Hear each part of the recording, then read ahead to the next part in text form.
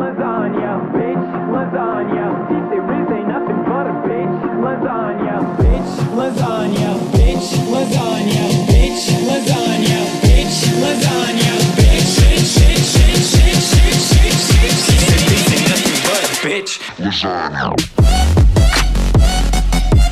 Hey.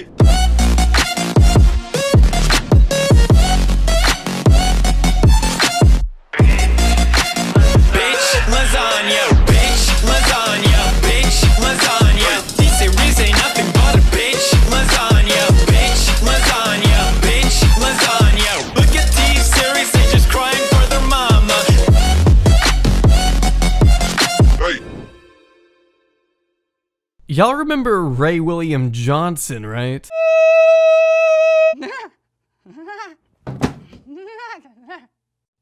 Oh, who am I kidding? Of course you do. The man was a legend in his own time. Guys, I thought I'd take a mature approach to today's video and talk about something a little more profound. Like girls farting. Before he jumped ship to Facebook to make gems like these, he was once the most influential man on all of YouTube. Even though he's kind of a joke now, there was a time when he was the most subscribed channel on the platform. But like all great kings, his reign soon came to an end as he was triumphantly dethroned by the profound yet revolutionary channel known only as Smosh. It was Smosh, but PewDiePie came pretty soon after. Pewds has been the face of YouTube for almost 8 years now, breaking countless records as the most popular channel to ever hit the internet. Despite the numerous scandals and Wall Street Journal hit pieces, his wild success is nothing short of incredible. But after years of dominating the charts, everything changed. For the first time in nearly a decade, the most popular YouTuber of all time was finally being challenged by a multi-million-dollar corporation by the name of T-Series. Hailing from India, the Vivo-like record label was gaining hundreds of thousands of subs by the day, giving YouTube's golden boy a run for his money. It was during this time when the infamous T-Series versus PewDiePie war was raged. Despite well-known personalities like Mr. Beast and Elon Musk throwing their support behind our Swedish friend, T-Series was still gaining traction. That is until March 27th, when the production company finally overtook the man we all came to know and love as YouTube's #1. At least until April 1st, when Pewds reclaimed his spot after dropping the spiciest diss track of the year. I'm sure right now there's nothing that you're doing that's illegal. Yeah, I'm certain that you haven't had collusions with the mafia. Yeah, hang on a second, what was that, Felix? For legal reasons, that's a joke. For legal reasons, that's a joke. For serious Indian mafia, please don't kill me, that's a joke. Oh, well, this is gonna be spicy. It doesn't take a Mensa-level genius to question the legitimacy of T-Series as a business. As a massive corporation, you can already assume it's probably involved in some shady activities hidden behind closed doors. And I'm not talking about your average cocaine-laced office party either. Your company doesn't get to be worth over $300 million without cracking a few skulls. I'm not saying they're illegitimate per se, but their practices are definitely worth a closer look if you ask me. India's largest record label may be known for their Bollywood music soundtracks, but if we delve a little further into their past, the truth behind the company's existence is not what you may expect. But that means we gotta go pretty far back. When founder Gulshan Kumar's father moved from West Punjab to India in the late 40s, his family began selling fruit on the streets of Delhi until they were able to save up enough money to establish their own fruit juice shop. From there, Gulshan's father,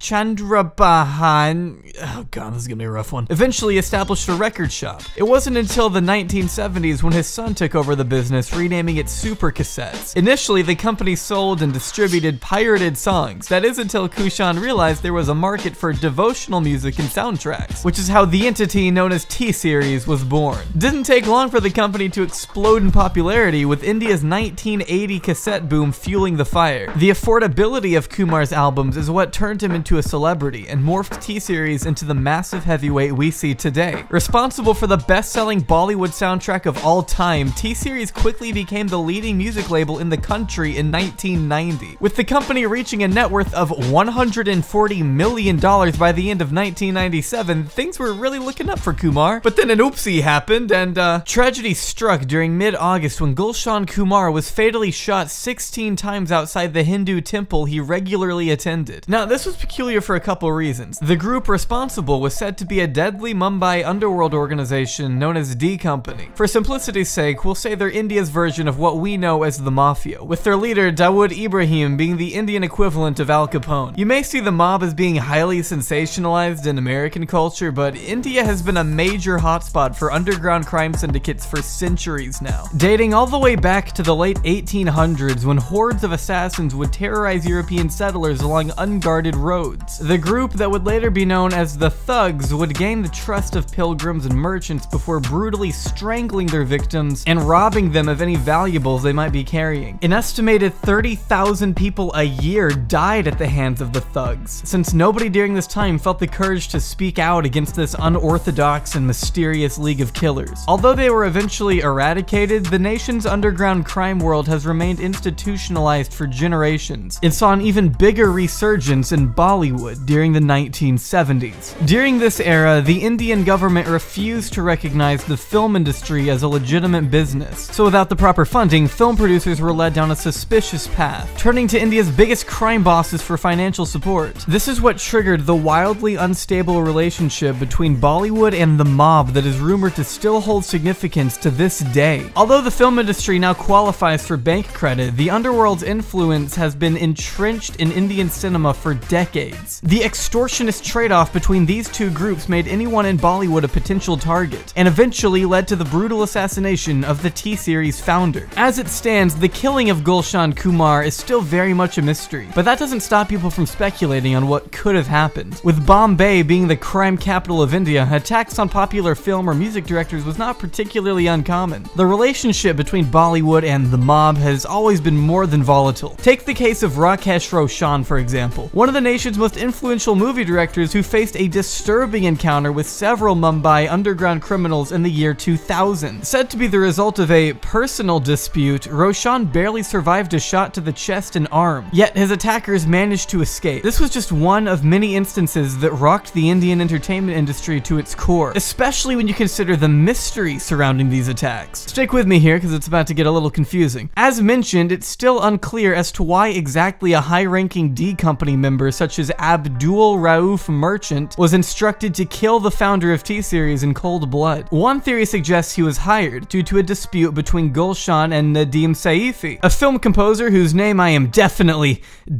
butchering, who supposedly had stakes in T-Series and sought to gain more control of the company. Not to mention the fact that he didn't return from London until after the murder took place. Nothing suspicious about that, of course. Yet, without enough sufficient evidence to convict him, he remains free to this day, enjoying the latter half of his life running his own business in Dubai. And that's on top of the actual assassin escaping police custody, meaning to this day, no one has ever been charged for the murder of Gulshan Kumar. Of course, I'm legally obligated to say that I'm not actually making any statements of definite fact. This is all still up in the air since the case has never been solved. It's all public information, but if you don't see me tweeting at JAubreyYT for a few days, just assume it was the Indians. You know, they probably got me anyway. Keep in mind, this all happened nearly 20 years ago now. The new CEO of T-Series, who we all see talking about PewDiePie now, is actually Gulshan's son, Bhushan Kumar, responsible for a wide arrangement of Bollywood entertainment ranging from films to music to this. He's had a pretty big hand in the company for just over 2 decades, but when you look past the well-produced music videos and, you know, Me Too allegations, yet another questionable side of T-Series is revealed. Tax evasion. It's tax evasion. I don't know why you're surprised. In December of 2018, Bhushan was interrogated in his office by income tax officials for allegedly evading huge tax and siphoning hundreds of crores to foreign nations. In case you aren't an expert on Indian conversion rates, 1 crore is equal to 10 million rupees, which is about 140 grand in the United States. Now multiply that 140K by, say, 100, and that is the minimum amount the T-Series CEO has siphoned off to foreign countries to purchase properties in the names of his employees. Allegedly, of course. I'm not saying he did. All I'm saying is, based off the articles I've seen, it's entirely possible. Now, of course, there was also a money laundering debacle that involved a slew of music firms as well. Not just T-Series, but Sony and Universal were all amongst the companies under scrutiny for their connections to the Indian Performing Rights Society and Phonographic Performance Limited. The IPRS is meant to collect royalties from users and pass the earnings off to the authors, composers, and publishers of music, while the PPL controls public performance rights of Indian music labels. The allegations, though, pertain to these organizations not paying artists their dues, since most of the money was said to have been pocketed. T-Series, being directly involved with these companies, claimed they cooperated with the government on the basis that they did nothing wrong. Which, you know, why would they, right? Is T-Series a legitimate business?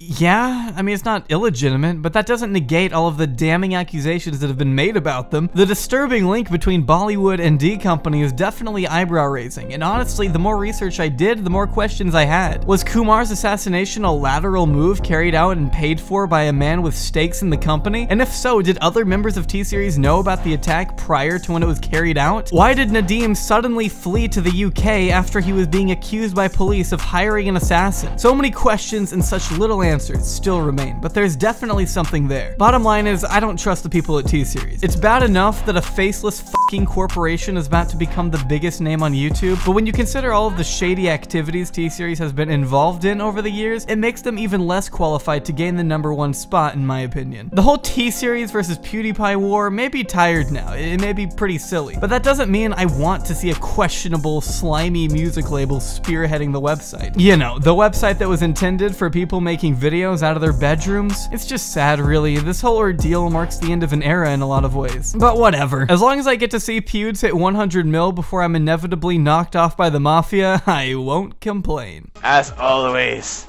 you see this? This is not a fist pump. This is a bro fist. It's easy to get them mixed up.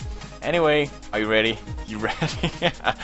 We're gonna do this in españolas. 1, 2, 3, 4, 5, 6, bro fistos.